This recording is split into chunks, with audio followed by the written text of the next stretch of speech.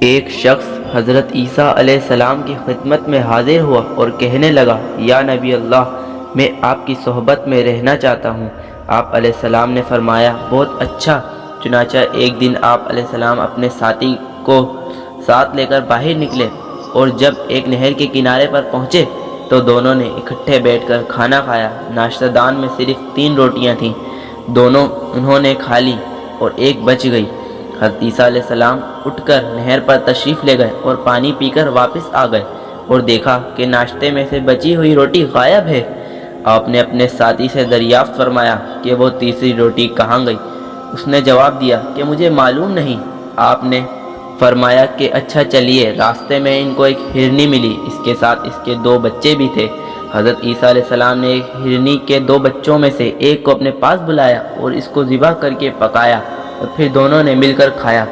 جب کھانے سے فارغ ہو چکے تو آپ علیہ السلام نے فرمایا، قم باذن اللہ، اللہ کے حکم سے کھڑا ہو جا۔ چنانچہ وہ بچہ زندہ ہو کر کودتا ہوا دوڑتا ہوا اپنی ماں ہرنی کے پاس پہنچ گیا۔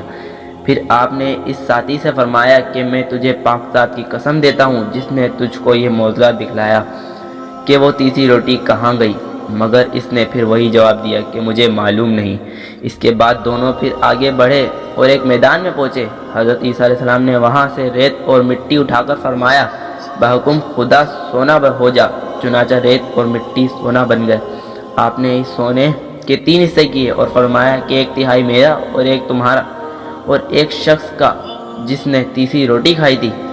یہ سن کر وہ شخص بولا، یا روح اللہ، وہ تیسری روٹی میں نے ہی کھا لی تھی۔ چنانچہ اپنے ساتھی سے تیسری روٹی کا اعتراف کرانے کے بعد آپ علیہ السلام نے فرمایا، یہ سارا سونا میں نے تجھے دے دیا، اور یہ کہہ کر آپ وہاں سے اکیلے ہی چل دیے۔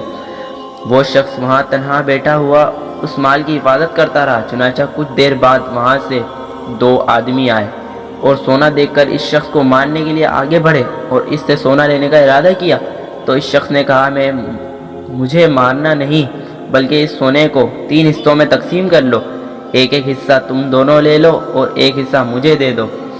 چنانچہ اس تقسیم پر وہ دونوں راضی ہو گئے۔ اب حضرت عیسیٰ علیہ السلام کے رفیق نے ان سے کہا کہ ایسا کرو، فی الحال تم دونوں میں سے کوئی ایک شہر جا کر کھانا لے آئے تاکہ کھانا کھا کر تسلی سے اس سونے کو تقسیم کی جا سکے۔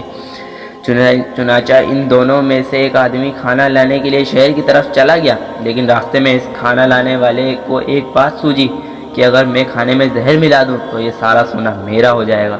چنانچہ اس نے کھانے میں زہر ملا دیا اور کھانا لے کر واپس ان کے پاس پہنچا۔ وہ دونوں اس کے آنے سے پہلے ہی آپس میں مشورہ کر چکے تھے کہ کھانا لانے والے کو آتے ہی مار ڈالا جائے تاکہ یہ سونا ہم آپس میں تقسیم کر لیں۔